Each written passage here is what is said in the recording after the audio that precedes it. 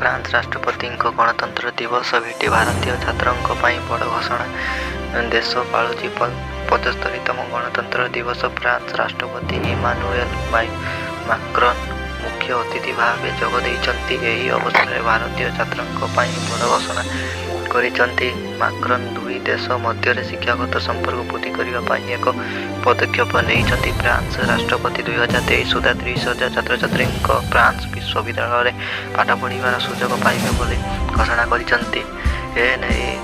Social media platform x घोषणा करिसन्ति। Emmanuel एसरे कहिसन्ति, आमे France शिखिबा नुआ केन्द्र सहित अलायंस फ्रांस नेटवर्क विकसित करुचु, जहाँ द्वारा फ्रांस विश्वविद्यालय में पाठ पढ़ाई छात्र छात्री साहाय्य कर।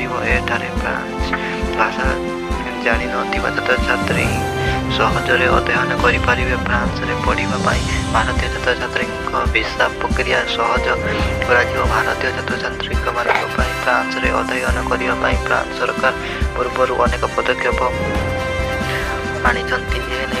2018 मसीह कैंस फ्रांस नामक एक कार्यक्रम आरंभ कर, जहाँ फ्रांस में पाठ पढ़ा इच्छुक थी छात्र छात्री को सहायता एवं सूचना प्रदान करथिबा। एही कार्यक्रम को शुभारंभ परठारु फ्रांस में पाठ पढ़ुथिबा भारतीय छात्र छात्री संख्या 20% वृद्धि पाई।